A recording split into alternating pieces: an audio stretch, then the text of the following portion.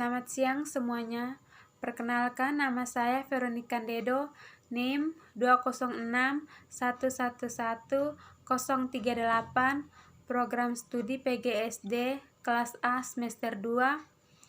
Video ini dibuat guna untuk memenuhi tugas mata kuliah Teori Belajar dan Pembelajaran. Pada kesempatan ini, saya akan menjelaskan tentang metode-metode pembelajaran yang akan digunakan dalam pembelajaran di sekolah dasar. Secara umum, pengertian sekolah dasar dapat kita katakan sebagai industri pendidikan yang menyelenggarakan proses pendidikan dasar dan mendasari proses pendidikan selanjutnya. Pendidikan ini diselenggarakan untuk anak-anak yang telah berusia 7 tahun dengan asumsi bahwa anak seusia tersebut mempunyai tingkat pemahaman dan kebutuhan pendidikan yang sesuai dengan dirinya. Pendidikan dasar memang diselenggarakan untuk memberikan dasar pengetahuan, sikap, dan keterampilan bagi anak didik. Pendidikan dasar inilah yang selanjutnya dikembangkan untuk meningkatkan kualitas diri anak didik. Kita seharusnya memahami pengertian sekolah dasar sehingga dapat mengikuti setiap kegiatan yang diselenggarakan di tingkat ini. Walaupun kita mengenal pendidikan anak usia dini atau PAUD, tetapi setidaknya mereka lebih mengedepankan untuk melatih anak bersosialisasi dengan teman dan masyarakat, bukan untuk mengikuti pendidikan dan pembelajaran yang mengarah pada pemahaman pengetahuan. Tujuan operasional pendidikan SD dinyatakan di dalam kurikulum pendidikan dasar, yaitu memberi bekal kemampuan dasar membaca, menulis, dan berhitung, pengetahuan dan keterampilan dasar yang bermanfaat bagi siswa sesuai dengan tingkat perkembangannya, serta mempersiapkan diri mereka untuk mengikuti pendidikan SLTP di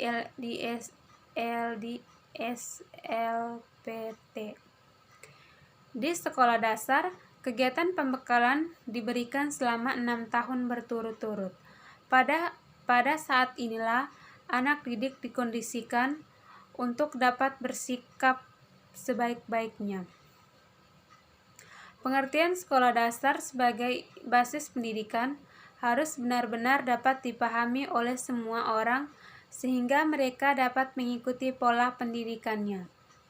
Tentunya dalam hal ini, kegiatan pendidikan dan pembelajaran mengedepankan landasan bagi kegiatan selanjutnya.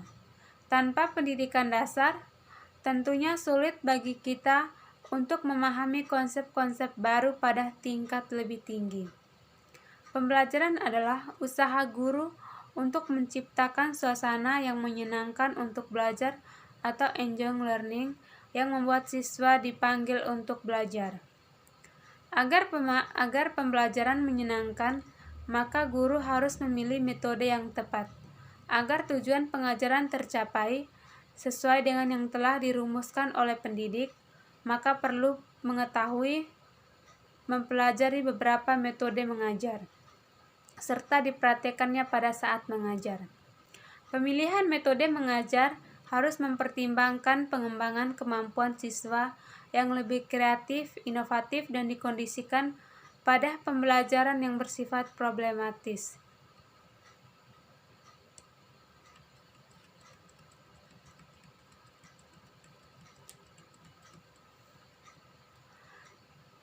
Pembelajaran yang memungkinkan siswa belajar secara mandiri dan belajar secara kelompok.